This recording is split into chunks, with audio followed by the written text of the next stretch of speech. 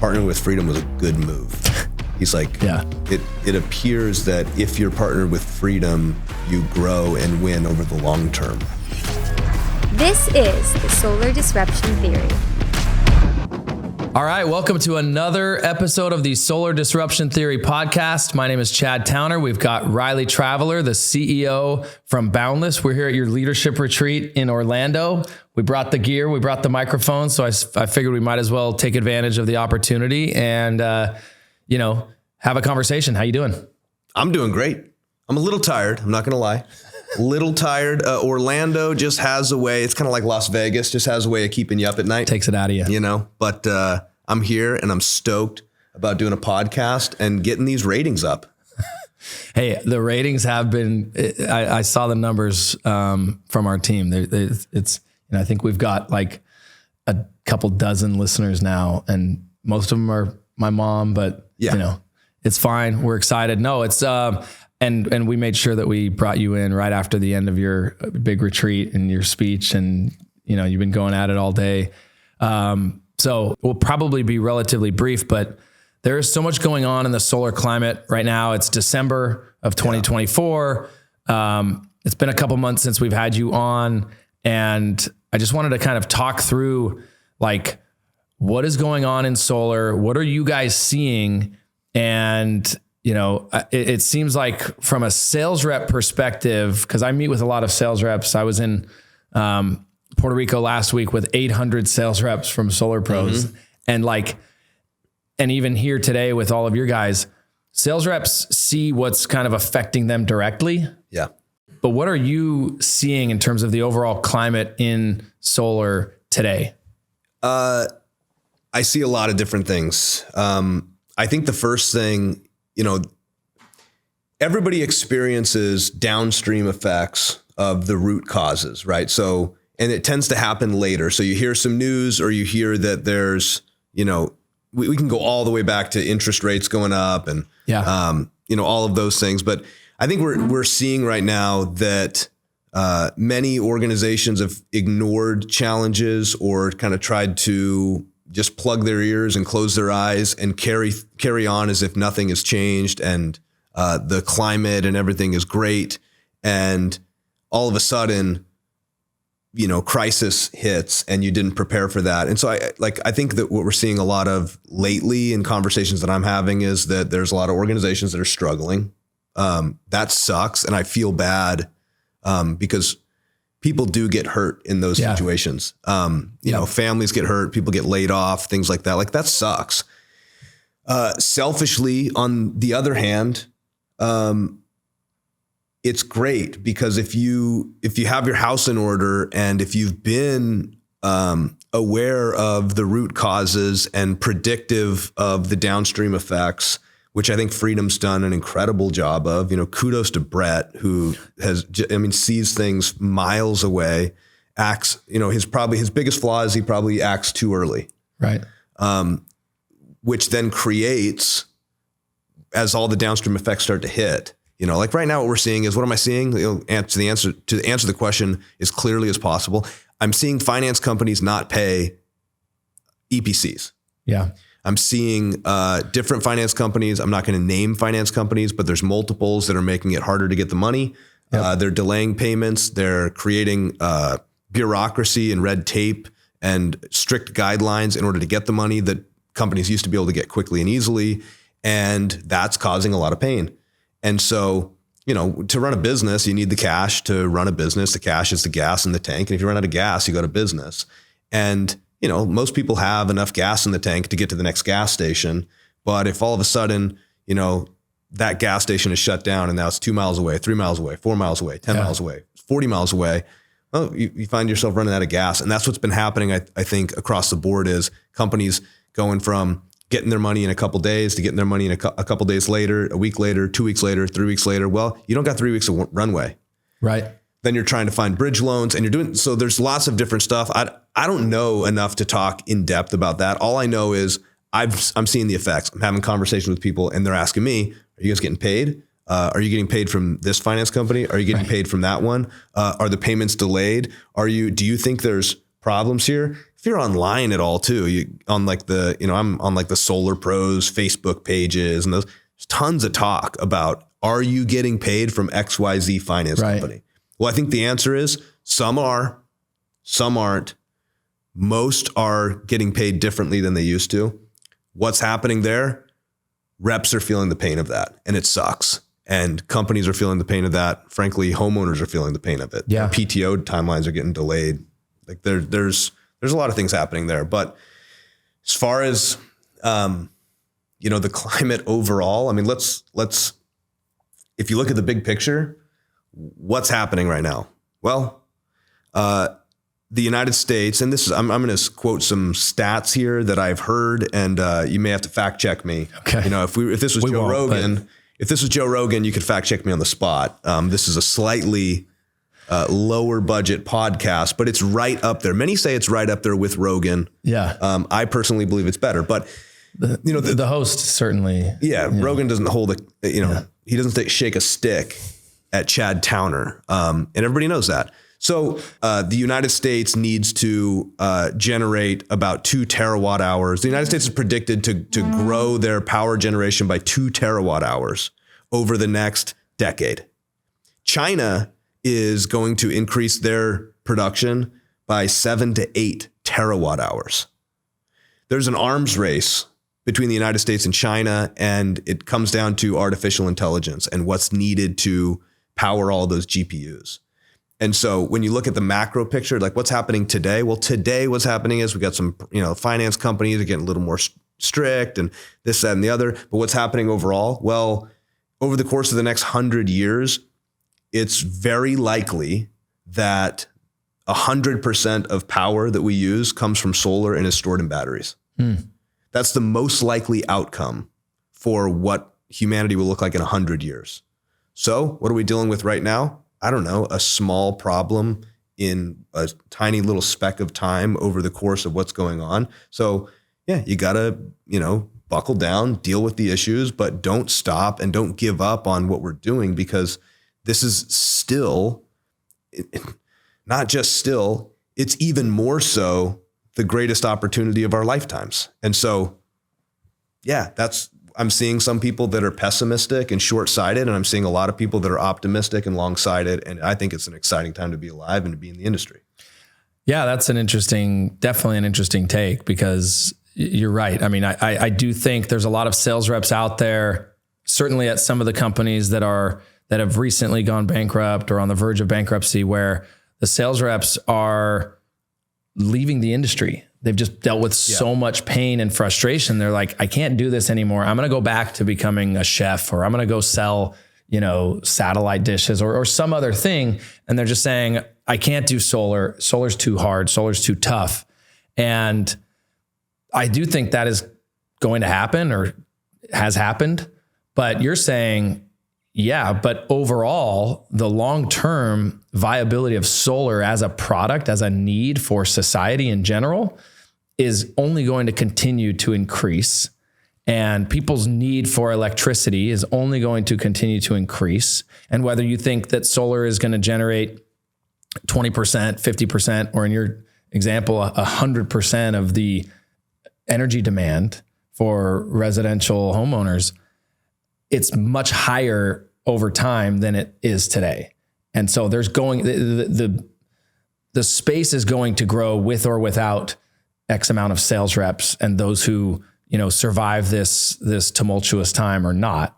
So you might as well just hang on and continue to take advantage of this massive opportunity. Yeah. I mean, I've had some conversations with people a lot over the last couple of weeks, and the finance situation or the situation going on with finance companies, paying out later or being a little more strict, like that's not the actual problem for an individual or a company. That's just exacerbating problems. It's not the root cause. So like, if a sales rep, if you sell solar panels and you're in this industry, or if you run a sales team or whatever you do, and you're listening to this and you can hear something from me and take something from me, I believe that every single problem that we deal with comes down to one of three things. And it's either, are you selling consistently? Do you have consistent sales volume? One of the downsides of selling solar is that you can make a really good amount of money in a very short amount of time. Right.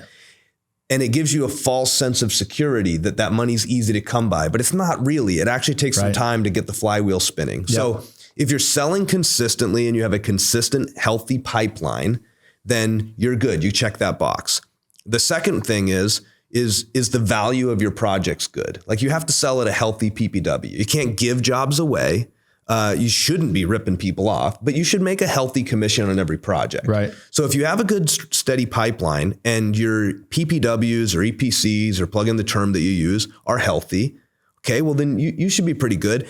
And then the third piece is do you have a good realization rate? Like, do you actually manage your projects well, and do they go to the roof consistently? You know, are you installing 60%, hopefully 70, 80, 90% of the projects that you sell? Well, if you check all three of those boxes, and you've been checking all three of those boxes, whether you got paid today or in 2 weeks, over the course of 365 days, you made the same amount of money. Right. So this situation that we're in today is not the actual problem. It's not, if you're dealing with a lot of pain, this is just highlighting a problem that you have, which is either your pipeline hasn't been consistently filled up, your PPWs maybe aren't healthy, or your realization rates aren't very good. And therefore, this is making it feel like there's a problem outside of your control, but it's really not. Over the long term, you know, companies are going to look at their revenue, reps are going to look at their commissions, and over the course of 365 days, there is very little variance. Right. But if the only, you know, talk about cash as gas in the tank, and your personal bank account is gas in your tank. Well, if you only have enough gas to go, you know, a very small distance, then yes, I feel for you, but learn from this and insulate yourself from these problems. And I think if everybody takes a longer term approach, you're going to be great. You're going to be in a great situation. Like, the beautiful thing about this, I think our industry is incredible. I think there's incredible people in the industry. I think the product is the greatest, coolest product on the planet. I've had so much fun selling solar, meeting with customers, becoming a part of their lives, meeting their friends and family, and spreading the solar goodness amongst, you know, all of those people. And I'm really blessed to have a great network of customers and people. And I've been in a couple of different markets across the US. And so I have great friends that were customers of mine. And my advice to anybody is, you know, be a part of your customers' lives. Those aren't transactions that you're making. Those are connections and relationships that you're creating. And if you're a part of their lives, they want to give you business. And don't be imposing but be a positive contributor to your customers' lives, and create a steady stream of new customers, be a part of their lives, serve them well. And there's endless business. Like, you'll never want for business. And I think the people that are dealing with pain right now are people that are, you know, looking for a sale, wham, bam, thank you, ma'am. They don't want to manage the project and communicate with the customer. They want to trust or leave it up to somebody in a call center or somebody at the installer's office or whatever to handle everything for them, because my job is just to sell and whatever. But that's not really what your job is. Your job is to go give somebody an incredible experience, start to finish, and then be a part of their lives. And if you do that, all of a sudden you have this network that just starts to grow, and every line in that network creates a stronger net, and that net is what supports you and holds you up during all these times. And I think the best people in the industry right now are thriving more than they ever have before. I think this has cleaned house a little bit, in that there's people that don't do great business that have, you know, I'm getting out of solar because solar sucks and this, that, and it's like, all right, you know, in some cases, good riddance. Right. Yeah. Yeah. Sort of like a refining process. Right. Mm-hmm. And, you know, definitely highlighting the gaps or the flaws in people's behavior. Interesting. You say, you know, if the dollars are the same over a 365 day period of time, you know, the sales mentality is like, it is so easy to make quick money, but it also makes it so easy to spend that money just as quick, and you're expecting that the next week or month you'll make the same and things will go the same or even better. And, it makes it harder to navigate one little change, one little shift. And at the end of the day, I was on this podcast a few weeks ago with Paul Steffen from Good Leap. And he was like, if you just take care of the bookends, right? If you take care of the investor, the one who is buying these projects, and you take care of the customer, right? Everybody in between is going to get fed and they'll be fine. Right. And you can navigate all these challenges as long as there's still an appetite for the person who's investing in and buying these projects, these contracts, and the person who's actually the end user, the customer. If you take care of them, there's still more money to go around. And so I think you're right. I think this is sort of a reckoning or a refining of some of the mistakes or flaws that the business has, but it doesn't in any way mean it. Like, I think the people who are saying, oh, I can't handle solar, I'm leaving solar, I do think those people are going to regret it. In whether it's 6 months, 6 years, I don't know.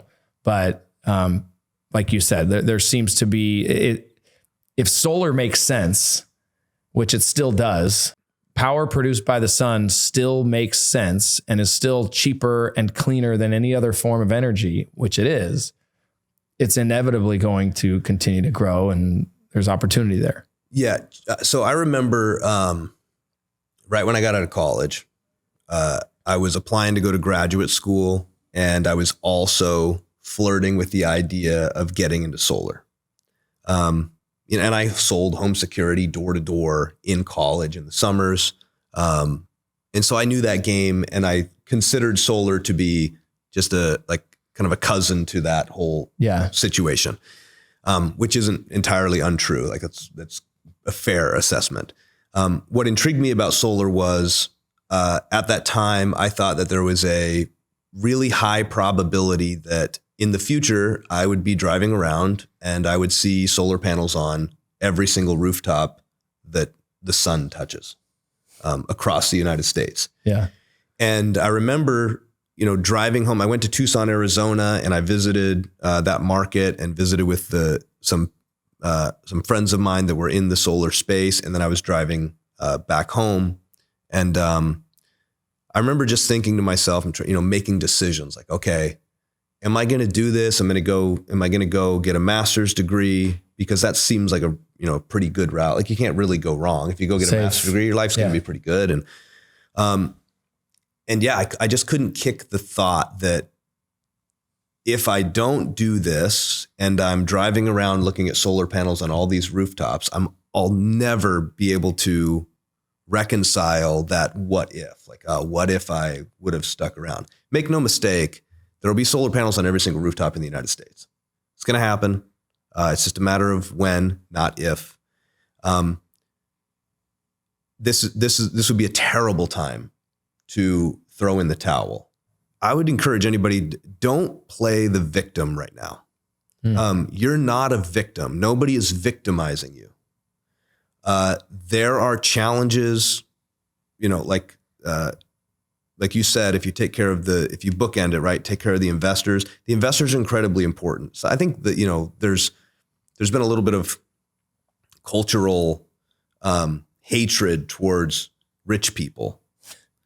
Like, there's some of that, I think there's always been some of that. And like, some of it's, justified. Like, there's some bad rich people, but I don't think the majority of people are bad. I don't think the majority of rich people are bad. I think the majority of people, rich people and poor people, I think the majority of people have good intentions and want to do good things and leave a good mark on the world. And, they do need to be taken care of, and they're savvy. And if they don't put their money here, they're going to put it somewhere else.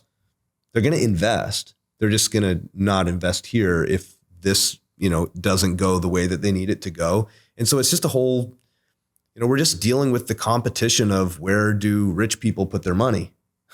Yeah. They're going to put it somewhere. And so they're like, well, I could put it with you, or I could put it over in this thing. It's like, well, what if we did this? It's like, okay, well, yeah, I will keep putting into solar. Make one adjustment. Well, then that has downstream effects. But nobody's a victim. We're just dealing with circumstances.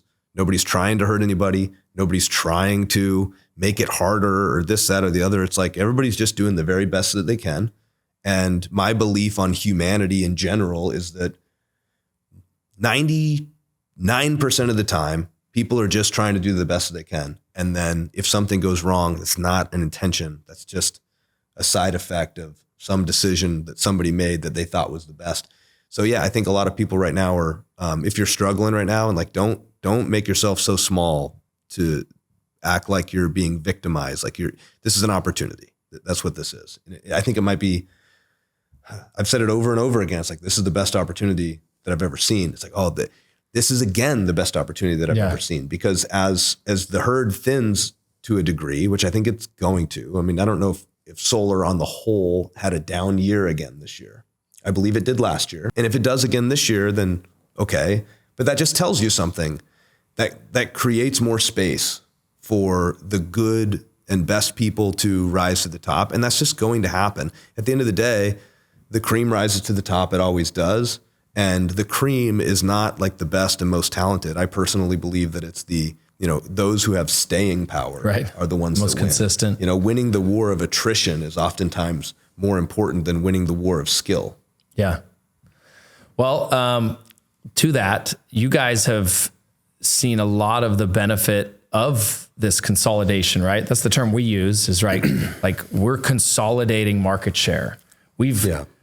I think, we've grown year over year. 23 was a tough year. 24 has been a tough year, but we've been able to grow throughout. And you guys, you just had Oktoberfest, and you guys have been doing this big competition every October for a couple of years now. I remember last year you wanted to hit 1,000 accounts and you came just shy. It was like 987, right? Something like that. Mm-hmm. What'd you guys do this year? Because I think a lot of people would be like, oh yeah, well, you probably shrunk, or maybe we're flat at best case. Like most companies have shrunk. Yeah. So what was your number this year in October? Yeah, well, we're not victims and we have staying power for sure. We've had a great year this year. This October, we set a new, I believe we did 1,549 was the final tally, which is great. Like I would like to do more than that. And I think, but like that number was cool. I'll say this, like we had in October, we had our, that was a great month for us as far as total sales volume. But what was sick was we had the most reps on the board that we've ever had. We had the most reps on the board. We track a couple metrics. We track how many reps had a sale, how many reps had 4 sales, how many reps had 6+ sales. And we broke records in all those categories. We had the most reps on the board. We had the most reps we've ever had with 4+ deals. We had the most reps we've ever had with 6+ deals. And I kind of look at the 6+ deal mark as like that's back to what I said. It's one of 3 things: healthy pipeline, like consistent sales volume, managing your pipeline well, and selling a good PPWs. 6 in a month that's the threshold. It's like you have 6 projects each month, then you got a good steady flow of pipeline. Right. And, that's cooler to me, because what we're really focused on is, not just growing the total number, but I want to grow the total number of people that are thriving. And solar is a place where you can thrive. And we're maniacally focused on that. Our strategy going into this next year, as we've been growing, I think we did, I want to say like 9,000 projects last year. And this year, we're on pace for, I want to say 14,500. Yeah. Right around there. We'll probably do. And we're investing those profits into better training and to make sure that we can create more. Like, if you understand this game, and it's not easy to understand, like that's the difference between solar and other products. Other products are a little simpler. But if you understand this game and you know how to play the game, you can really win, and you can really win big. And so we've taken those profits, we've reinvested them, we tripled the size of our training department. We kind of broke it out. We call it federated.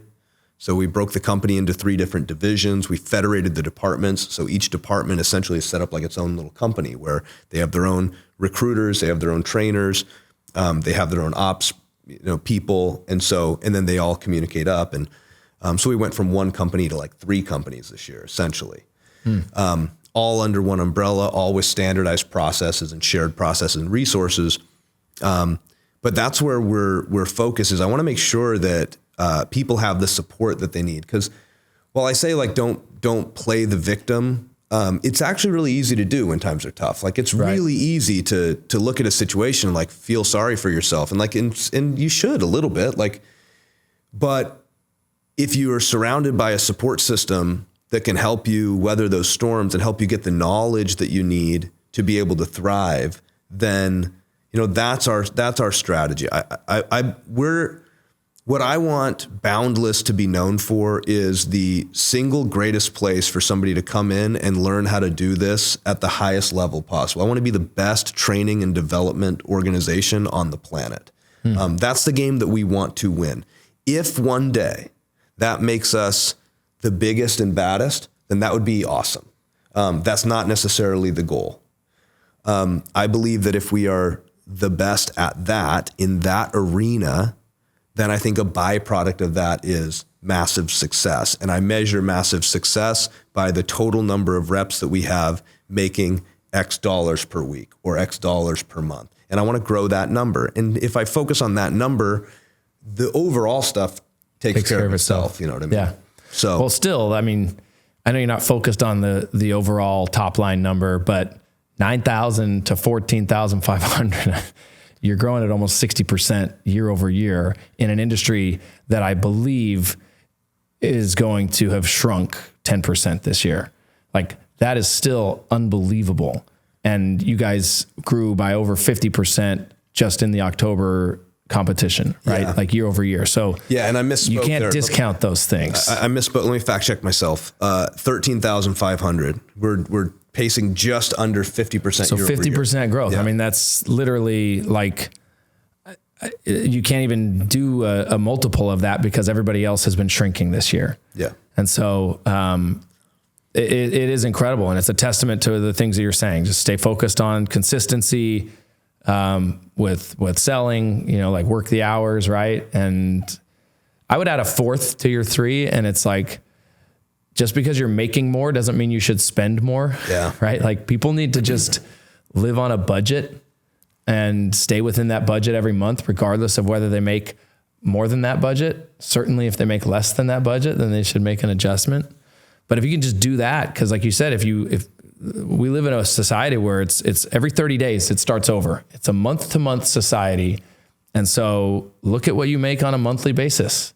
And too many sales reps are like, oh, I'm going to make a great check next week. Time to go and make a lot of, spend a lot of money next week. And it's like, well, what are you making the week after? Yeah. And I think that is where it's putting so much stress. Yeah.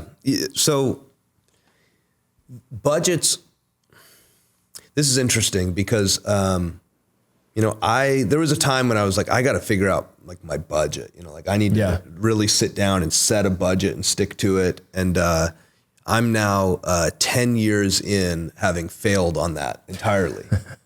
Multiple times. Like I don't have a budget. But I'll tell you what I did figure out. Like I think I kind of like to find the simplest way to do something and then set it and forget it. Yeah. So like a budget to me was this thing that's like, okay, I need to have a budget. So, okay, so what does that mean? I'm going to schedule a time every single month where I'm going to go over my budget. I'm not going to do that. Right. But I found that most banks will allow you to, when you receive a payment, set up rules, right? So I just went to my bank and I'm like, well, can I just put half my money in this account, half my money in this account? It's like in this one I spend and this one I don't. Yeah. And I never have to worry about like, what did I budget for groceries? What did I budget? Like, no, and I haven't had to worry. I'm 10 years in. Huh. I think I'm probably 7 years in on doing that. But for 3 years, I was like having a hard time.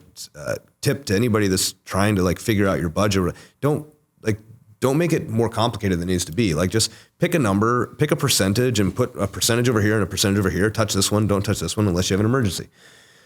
And then guess what? Like you can move on with your life without stressing about this whole budgeting thing. Cause not everybody's good at it. Some people have the discipline to sit down and figure it all out and map out where it's all going to go. I don't have that. Most salespeople don't have that in them. So yeah, whatever the method is, the point is like, you know, it feels like every sales rep is 1 week away from, you know, not being able to pay their bills. And that's causing so much stress. And it's like, well, hey, and I'm a sales guy, you're a sales guy, right? Like we've seen this and it's like, hey, you've made like hundreds of thousands of dollars this year.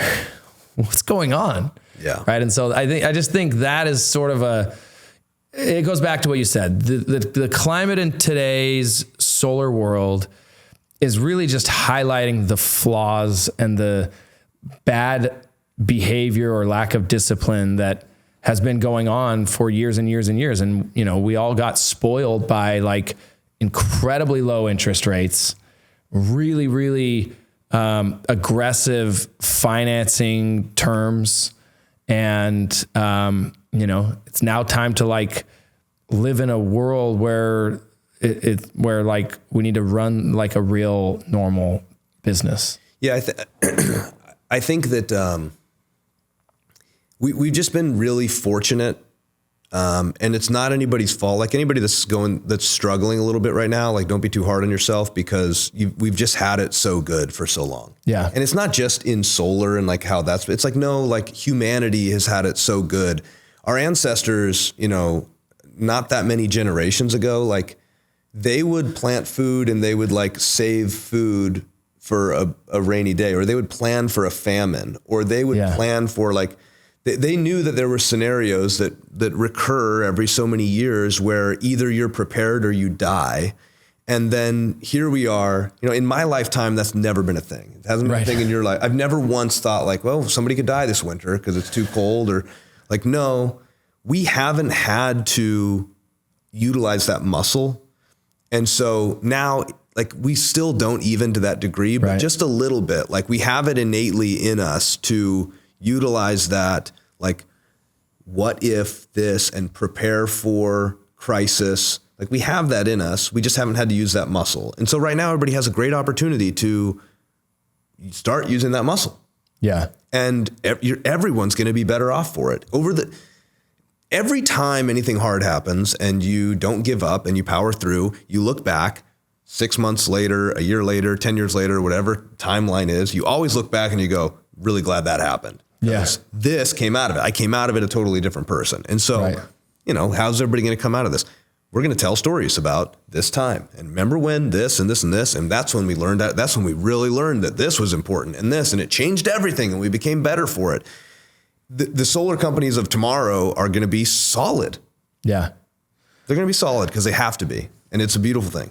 I've been in the business long enough to remember like 2015 when Sun Edison went bankrupt, and they were one of the largest solar companies in the US, and they were about to make a big acquisition.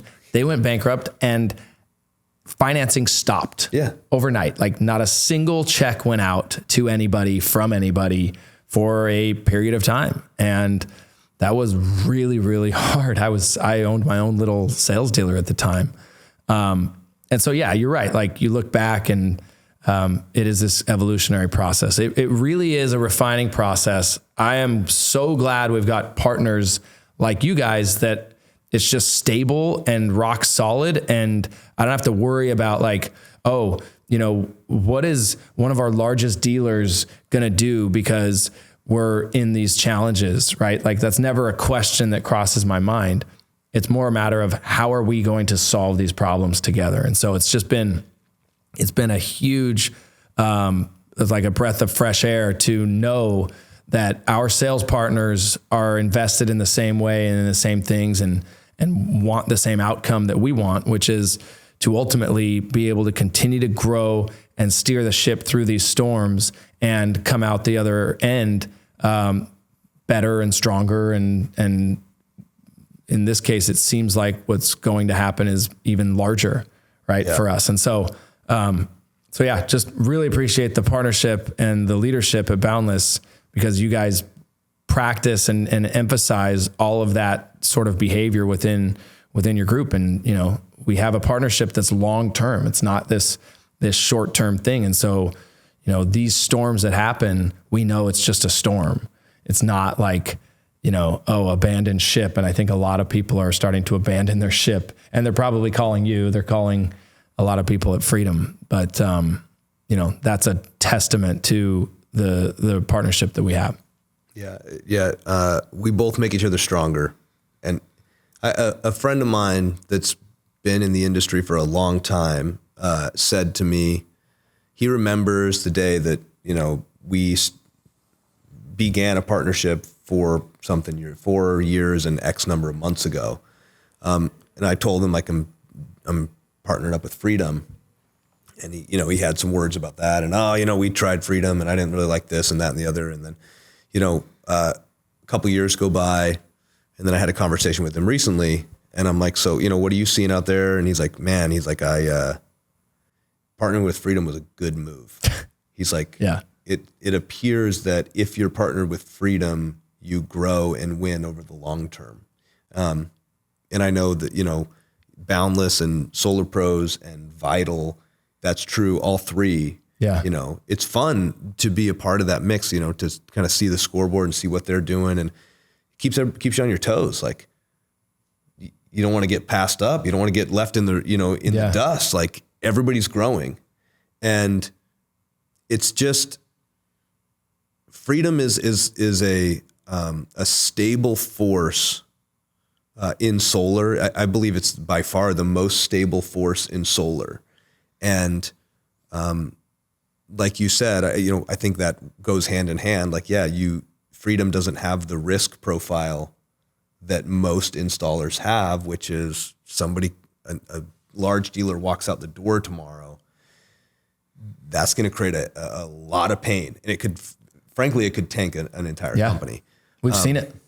So it's really great. And like on the flip side too, for us, like, I've said this before, like, Freedom might be the best installer in a market, but they might not be the best installer in a market. But they're the best installer in every market. Yeah. Freedom's everywhere. They're consistent. They when you really focus, and this is what I love about it, I think businesses generally just come down to, like, who's running them. You know. Let's talk about Freedom's team. Like, huge shout out. If you don't know who Brian Eaglesayer is, if you don't know who Danny Rubin is, if you don't know who Brian Malott is, if you don't know who Rob Angel is, I don't want people knowing who Rob is. Yeah. So we're going to have to edit that out. Yeah. Just kidding. He's like my secret weapon. So, these people are incredible at what they do. Some people that are really good at what they do, get a little bit, arrogant or egotistical, or all of a sudden, because their brains get so big, their ears get really small. And the leaders that Freedom has on the ops side, their ears are just as big as their brains. And it's really cool to, we were just talking about Colorado. Yeah. Right? We're talking about Colorado, and we opened up in Colorado earlier this year, and we, brought on a leader in Colorado, and he said, I've actually been with Freedom and I haven't had a great experience operationally. And so I don't know if I want to stick around. I said, well, who have you talked to? It's like, well, I don't know. I just kind of tell my leaders, and they say it's going to get better, and then it doesn't get better. I'm like, man, like there's a way to make things better. Okay. You circle the wagons, you bring stakeholders together. You talk about what the problems are. You identify the root causes, and the team on the Freedom side solves those problems. That was 9 months ago that I had that conversation. And then I said, come on board. I can assure you, whatever your problems are, they'll be solved. You won't have those problems anymore. I can't say when those will go away. We need a little bit of time just to get them resolved. And I was talking to the Colorado crew in there. They told me they're getting installs in a couple of weeks. No, they're crushing. They are absolutely slaying it. I'm like, so you're seeing a difference? He says, I haven't had it this good in 7 years. And that's not because some magic wand was waved. That's because there's people involved who do who do the job. The people at Freedom care. Like the people in ops at Freedom, they care. They want to do a good job. They want to be known as the best.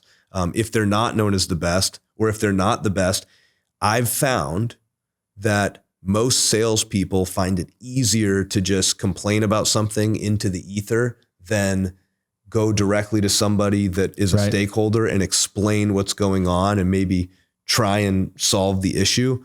Anytime I've tried to solve an issue, it gets solved. And I have a high level of confidence in the team.